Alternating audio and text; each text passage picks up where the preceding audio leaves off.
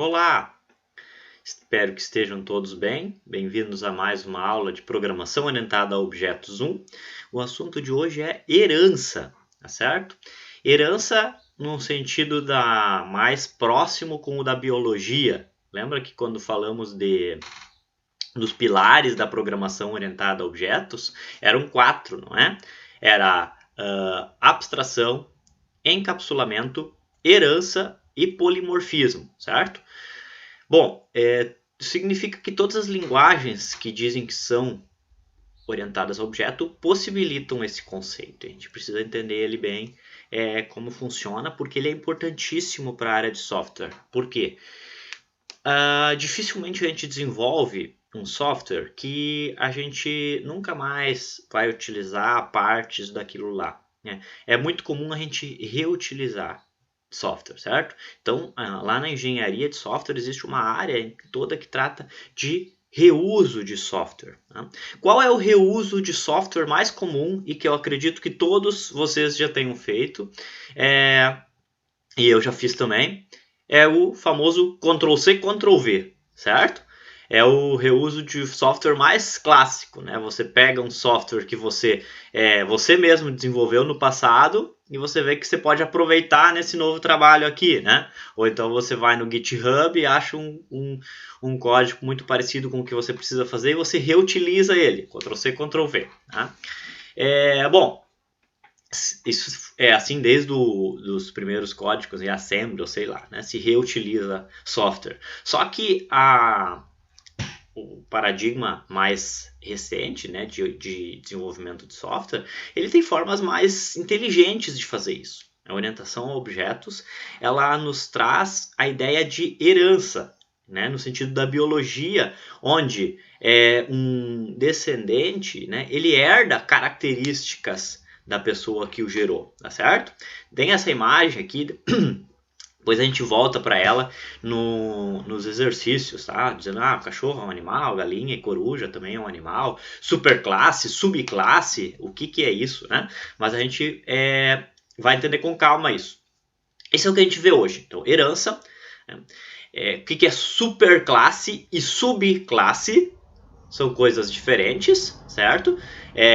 A superclasse, super sempre no sentido de superior, né? A que vem num nível maior de hierarquia e subclasse no nível inferior. Então, superclasse vai ser a mãe e subclasse a filha, certo?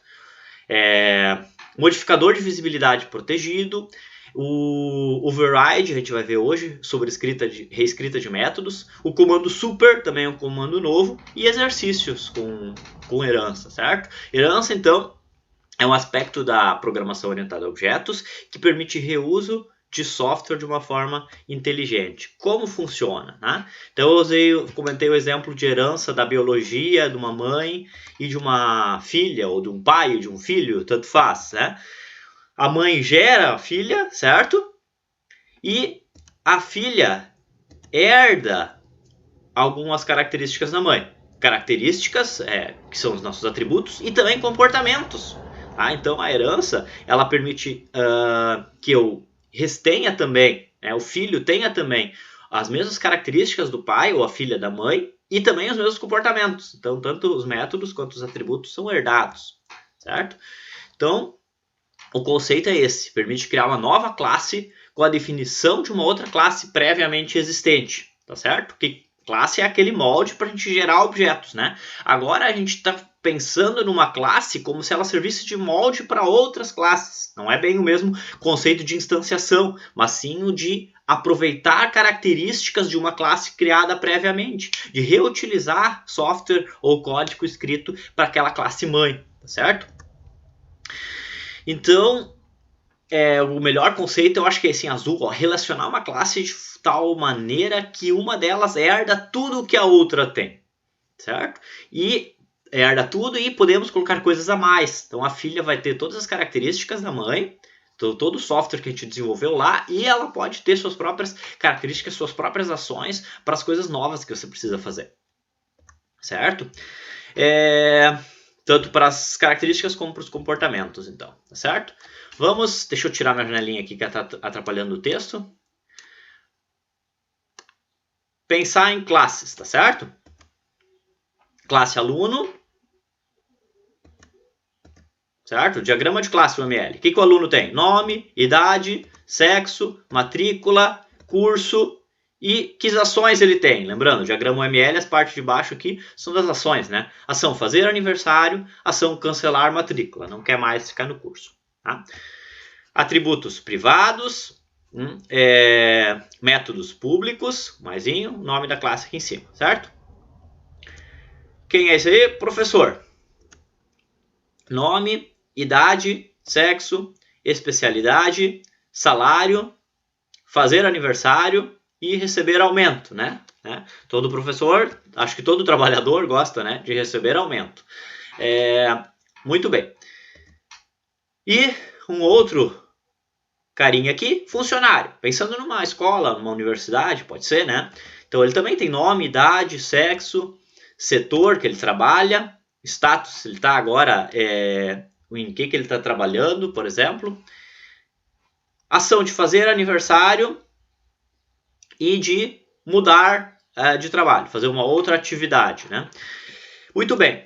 Aqui não tem herança, tá certo? Eu apenas apresentei 3 classes, como a gente já está acostumado a fazer, e qualquer uma dessas classes a gente conseguiria programar no Java e instanciar objetos quantos que a gente quisesse de cada uma dessas classes, perfeito?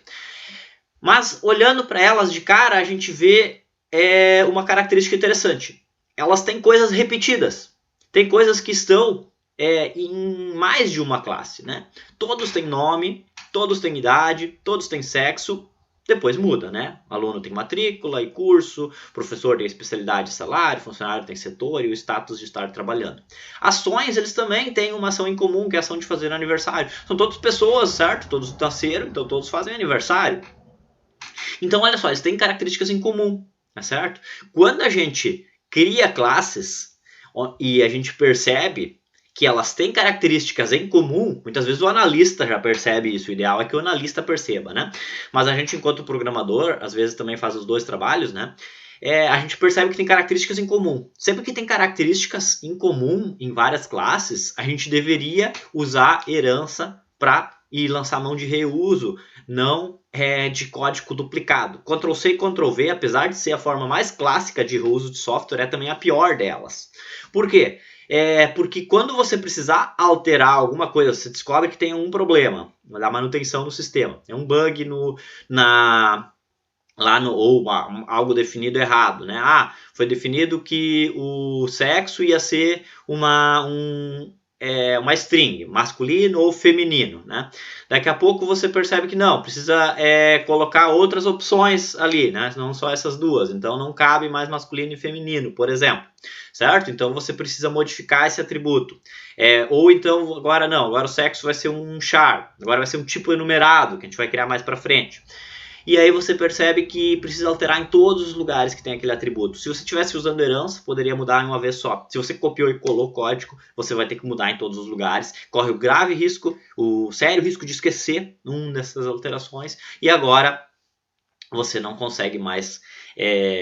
você tem um problema, você tem uma classe diferente da outra, você esqueceu de modificar em um lugar. Elas têm, então, vários atributos compartilhados, né? Estes aqui e os métodos, perfeito? Muito bem. A gente então poderia criar uma classe mãe e suas classes filha. O que todos, o funcionário, o professor e o aluno são? Eles são pessoa antes de se enquadrar nessas situações particulares. Então eu poderia criar uma classe genérica, mais genérica, chamada pessoa, com esses atributos ali: nome, idade, sexo e a ação que todos têm em comum, fazer aniversário. Aí depois eu poderia dizer que o aluno tem só os atributos específicos dele, matrícula e curso. O professor tem só especialidade e salário. E também o método, né? Receber aumento. O aluno tem que cancelar matrícula. O funcionário também tem só os seus atributos específicos e sua ação, seu método específico, né? E todos eles herdam as características de pessoa. Tá? Então, se eu precisar alterar o atributo idade, se eu precisar alterar o atributo sexo, se eu precisar alterar o método fazer aniversário, eu só preciso mudar ele na classe pessoa. e automaticamente as demais classes vão herdar esse novo comportamento. Se eu precisar adicionar um novo atributo, tá? Eu adiciono na pessoa e todos eles vão herdar. Se for um novo atributo só do professor, daí eu mexo só na classe do professor. Perfeito? Muito bem. Em UML, pessoal, a anotação fica assim, ó, tá certo? Essa seta é uma linha com um triângulo, na verdade. O triângulo vai no lado da classe que vai ser herdada, certo? A classe mãe, a classe pai, como vocês quiserem chamar, ou, né, o termo técnico correto, a superclasse. Então o triângulo vai no lado da superclasse, certo? E as outras linhas vão no lado das classes que herdam, das subclasses, certo? Então essa é a anotação em UML. Guardem isso, a gente vai aparecer nos exercícios, certo? Um diagrama UML como esse, por exemplo, e vocês vão ter que saber que isso aqui, então, é uma classe, uma superclasse, isso aqui são subclasses, certo? E a gente vai aprender como programar isso na sequência.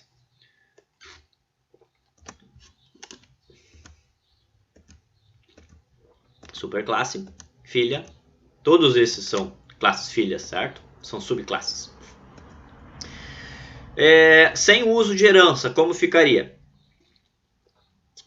Por exemplo, se eu tivesse a classe pessoa e a classe aluno, eu teria que criar elas separadamente, desse jeito ali, ó. Os mesmos atributos, ó, que estão destacados aqui, private string nome, private string nome, private entidade, private entidade. Todos iguais. Método fazer aniversário, faz o quê? Idade mais mais. Fazer aniversário, idade mais mais. Ctrl C, Ctrl V, certo? A não ser os métodos que são diferentes, que o aluno tem aí o cancelar matrícula, que é diferente, que não tem em pessoa, né? Com o uso de herança, como fica esses mesmos códigos aqui? Eu crio a classe pessoa, que tem aqueles atributos em comum, aquele método lá, e crio a classe aluno só com os atributos que interessam para ela, para a classe aluno. Só matrícula e curso, certo? E os getters e setters ali e o método cancelar matrícula. Mas eu uso, como eu digo então, o aluno não tem nome, não tem idade, não tem sexo. Como eu digo que ele deve ter essas características? Com a nova palavra-chave que a gente aprende hoje, que é extends. Né? Extends significa herança. Extends significa, na verdade, que uma classe estende a outra, né? Mas é a palavra-chave que identifica herança em Java. Então, fica assim. Public class aluno extends pessoa, certo? Esse comandinho aqui existe em todas as linguagens orientadas a objetos, só vai mudar um pouco, né? Em C ou em C++ ou C Sharp vai ser 2 pontos. Enfim, vai mudar de linguagem para linguagem. No Java é o extends, certo? Ele diz então que aluno herda todas as características de pessoa, certo? Só isso. Isso é herança, certo? A gente especifica a classe, a superclasse, tantas subclasses quanto a gente quiser, e essa palavrinha aqui é que vai fazer todo o reuso, vai fazer com que automaticamente os atributos e as ações que estão na pessoa, eles pertencem também agora ao aluno. Certo? Modificadores de visibilidade. Tá? A gente falou pouco do modificador de visibilidade protegido, da hashtag. Né? Lembrando quais são os modificadores de visibilidade. Tá? Vamos revisar rapidamente. O menos é private, certo? Hashtag é protegido e o mais é public. Lembra a analogia que eu fiz com o telefone, né? Onde o telefone celular é privado de cada um de nós, ninguém pode mexer a não ser nós. O telefone público lá da rua, o orelhão, ele é público e qualquer pessoa consegue acessar. O telefone residencial de dentro da casa, ele é protegido, só as pessoas daquele grupo, daquela casa podem acessar ele, né? E agora, novamente, com herança, isso faz sentido, né? Pessoas, então, que herdam características de uma mesma pessoa, ou seja, filhos de uma mesma mãe, do mesmo pai, eles têm acesso àquele mesmo telefone residencial, certo? Primeiro era pelo conceito da casa, né? Todos estão dentro da mesma casa, que estão todos no mesmo pacote Java, certo? O atributo protegido, ele realmente permite visibilidade para todos que estão dentro do mesmo pacote, mas também permite para aqueles que herdam de uma classe ainda que não esteja dentro daquele pacote, certo?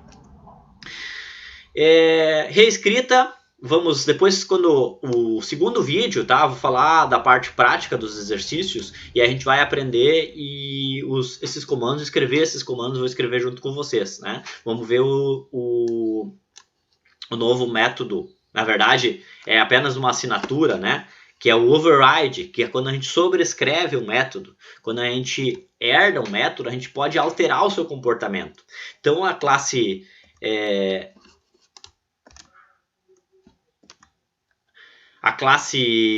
Deixa eu ver o exemplo que temos aqui. Ó. Eu posso modificar o conteúdo dele, olha só. Se na pessoa eu tiver o método getInfo, eu ia dar um outro exemplo, mas é melhor mostrar esse exemplo aqui, né? Não tinha lá na minha classe original, tá? É novo isso. Método getInfo é tipo o toString que a gente fez aí na prova, né? Onde a gente exibe informações da pessoa aí para poder imprimir, né? O nome, idade, por exemplo, né? Aí agora, se eu fizer com que o aluno herda de pessoa, ele vai ter o método getInfo também, certo? Ele vai ter o método getInfo também, que vai retornar o quê? O nome e a idade. Mas talvez eu precise de mais informações para o getInfo do aluno. Eu preciso mostrar o curso dele. Talvez eu gostaria de mostrar a matrícula. Então eu posso sobrescrever esse método. Eu posso... Como é que eu sobrescrevo? É difícil fazer isso? Não. É apenas colocar o nome do método com a mesma assinatura, exatamente igual, e colocar o novo comportamento dele. Certo? O compilador automaticamente vai decidir pela utilização do método sempre da classe que a gente instanciar. Então, se a gente instanciar um objeto da classe aluno, ele vai usar esse getInfo aqui, em vez de usar esse. Se eu não tiver criado esse getInfo aqui, então vai ser usado da pessoa, certo? Sempre é do mais específico, né? O código, assim como o escopo de variáveis, é sempre do mais específico para o mais genérico, tá? Aqui também. Esse override aqui é uma anotação que o NetBeans nos obriga, inclusive, ou nos pede para colocar, né? Gera um warning lá, apenas para fins de documentação, para a gente mostrar que esse método está sobrescrevendo um outro método da classe, da superclasse. Ele está modificando o comportamento desse método porque ele está criando uma nova implementação para ele, certo? Olha, isso aqui ele já tinha, né? Agora eu adicionei isso aqui. Eu tenho que reescrever o método todo, tá?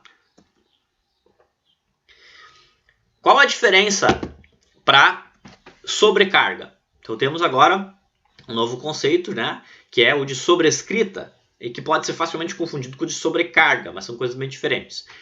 Pergunta retórica, qual a diferença? O override, a sobrescrita, trabalha com assinaturas exatamente iguais, certo? As questões que a gente tinha na prova falando de assinaturas são bem importantes agora. Para permitir sobrecarga, o método tinha o mesmo nome, mas tinha parâmetros, quantidade de parâmetros, tipo dos parâmetros ou até a ordem diferente, certo? E aí eu posso colocar 2 ou quantos métodos eu quiser com o mesmo nome. Isso é sobrecarga. Sobrescrita é um método exatamente igual na assinatura. Mesmo nome, mesmo tipo de retorno, mesmos parâmetros, mesmos tipos e mesma ordem. E o compilador então vai decidir, não, esse método aqui da classe aluno, ele quer sobrescrever o método da classe pessoa, então eu vou utilizar este aqui, certo? Essa é a diferença. E falta ainda falar da palavra reservada super. Não? Quando a gente utiliza reescrita, às vezes a gente precisa acessar o método da classe mãe. Só que às vezes a gente tem os dois. Tem o método, o getInfo do aluno e o getInfo da pessoa. E como a gente pode diferenciar ela? Existe a palavra reservada super, que permite a gente acessar especificamente aquele método, aquela ação da superclasse. Tá certo? olha só, super ponto, vai me listar todos os métodos, os atributos da superclasse. É parecido com o this. Né? O this vai mostrar todos da minha própria classe. Lembra que às vezes a gente usa o this quando a gente recebe o mesmo parâmetro, o parâmetro com o mesmo nome de um atributo, né? A gente usa o this. Para dizer que não, a gente está falando de atributos de classe aqui, this, da minha própria classe. Né? Quando eu estiver usando super, eu estou falando de atributos e classes que estão aqui comigo, mas que foram herdados da superclasse. Certo? Por exemplo, olha só, essa parte aqui que está igual, né? Novamente, se a ideia é fazer reuso de software, agora eu estou tendo código duplicado, né? Não preciso ter. Eu posso usar o meu método getInfo do aluno, certo? Reaproveitar a informação que eu tinha já do getInfo da pessoa, onde era exibido o nome e a idade, e apenas concatenar a informação nova que eu queria mostrar, que é o curso. Então a minha sobrescrita do getInfo fica assim, ó, return super.getInfo, isso vai chamar esse getInfo aqui da pessoa, porque é a superclasse, né, extends pessoa, concatenado com o curso, que é a informação que eu queria mostrar. Então vai retornar uma informação mais completa, certo? Olha só que interessante. Então a gente está fazendo a sobrescrita, está dizendo, olha só, o getInfo do aluno é diferente do da pessoa, mas eu continuo reaproveitando aquilo que eu quero por herança. Por que eu preciso do comando super aqui? Se eu não tivesse isso, o compilador ia achar que eu estaria falando desse próprio getInfo aqui. Tá? Ele ia achar que eu estou falando dele próprio, ia fazer uma chamada recursiva, ia ficar infinitamente chamando ela mesma aqui, não ia sair disso nunca, tá certo? Se eu usasse this.getInfo, ia acontecer a mesma coisa, certo? Então por isso que eu preciso dessa palavra reservada. Quando eu estou dentro da minha classe e quero referenciar não o meu método aqui, mas o método da superclasse. Certo? Muito bem, para fazer os exercícios agora eu vou colocar um outro vídeo, certo? Vou iniciar um outro vídeo para mostrar essa parte mais prática, acho que fica melhor separado em parte teórica e parte prática, certo? Então, até mais, bons estudos!